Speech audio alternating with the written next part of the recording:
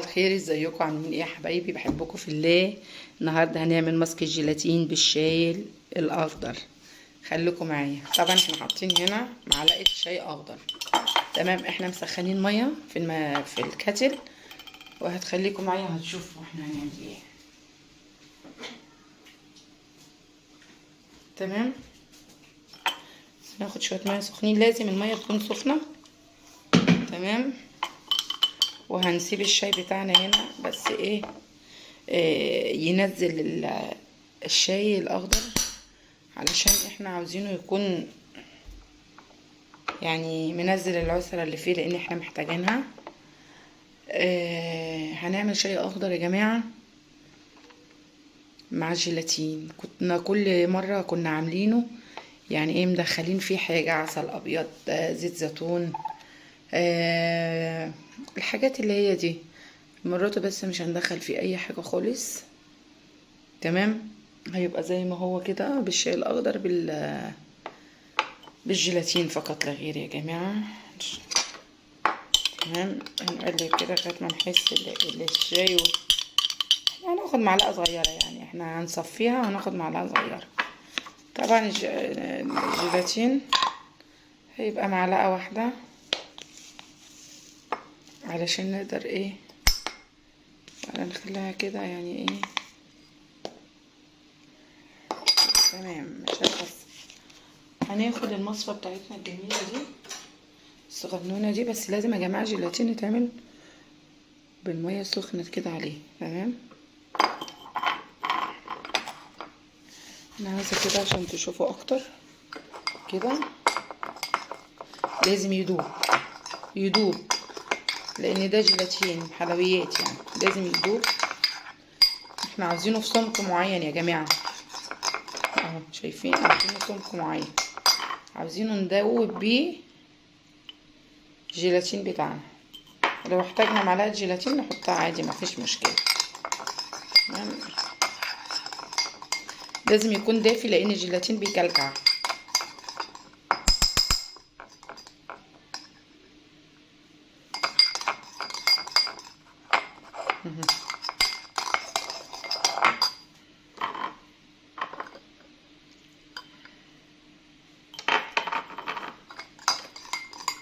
انا هحط عليه معلقة جيلاتين صغيرة تاني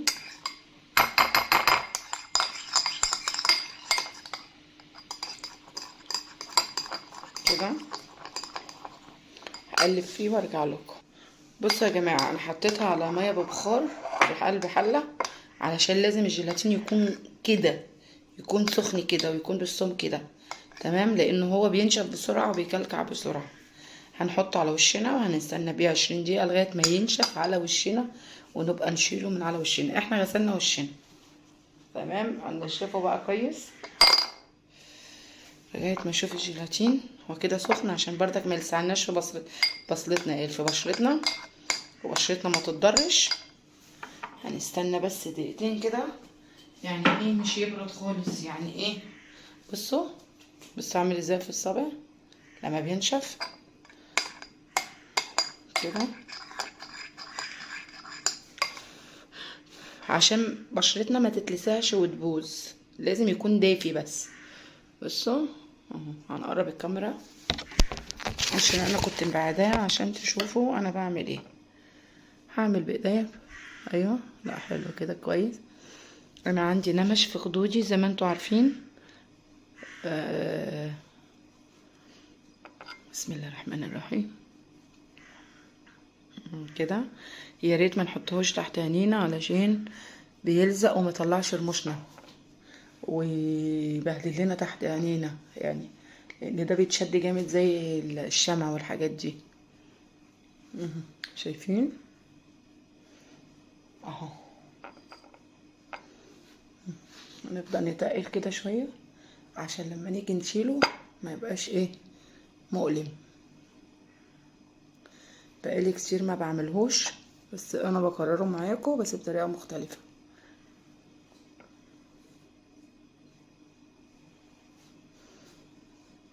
شايفين؟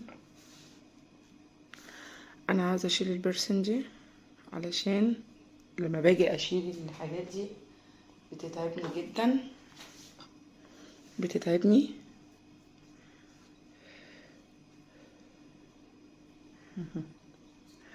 كده لازم ينشف على وشك خالص علشان نقدر نشيله يا جماعة. اهو هنعمل كده.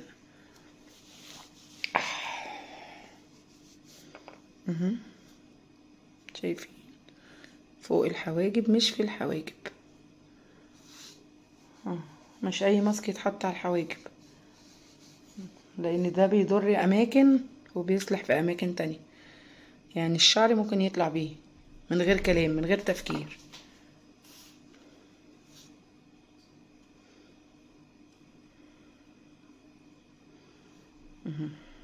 شايفين؟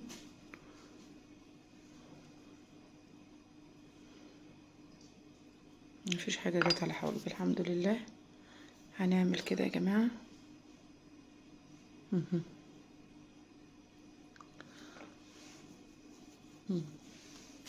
هيبدأ يشد معانا على البشرة اهو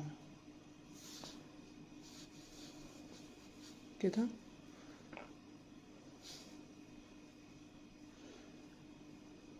ما تحطوهوش تحت عينيكوا علشان ما يشيلش الرموش، انا قلت لكم،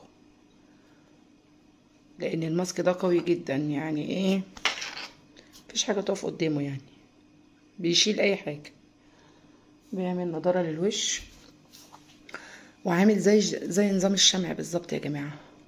تمام اهو. شايفين؟ بتقل منه علشان يطلع معايا بسهوله، لان هو مش مكلكع. لو مكلكع كان هيطلع كده حتت صغيره على الوش ومش هتقدر تخلعه. حصل معايا كذا مره. فلازم يبقى زي الميه بالظبط يا جماعه اهو.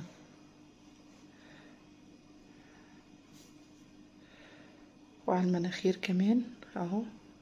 اه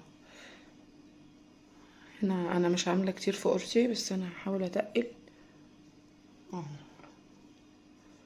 زي الزجزاج ماشيه. اتمنى اللي هو يكون عجبكم. طبعا انا هسيبه ينشف على وشي شويه، هعمل اي حاجه في البيت وهرجع لكم تاني حبايبي. فكرت عليكم يا جماعه، معلش كنت بعمل حاجات. بصوا وشي نشف ازاي، انا المفروض كنت شيلته من بدري، انا مش متحمله. بصوا لازم يبقى كده على الوش. شايفين الوش؟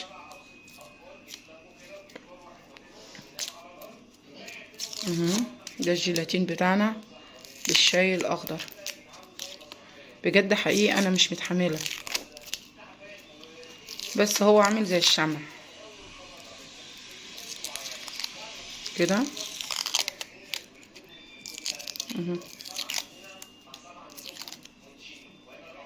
كده هنفضل نشيله كده. هشيله وارجع لكم.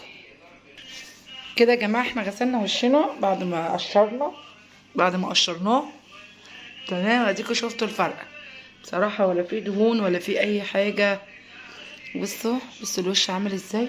لازم بقى نقفل المسام زي ما احنا متفقين.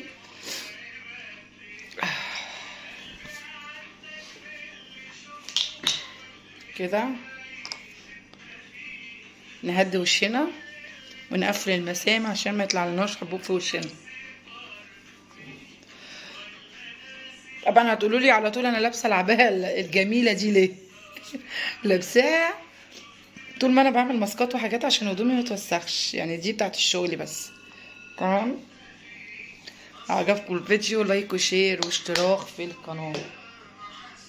متنسوش يا حبايبي تشتركوا في القناه عشان يوصلكوا كل جديد. عاوزين نوصل 1000 مشترك، والله مش طالبه اكتر من كده، مش طماعه. وهيعجبكم الفيديوهات اللي انا بنزلها وبقدمها. بصوا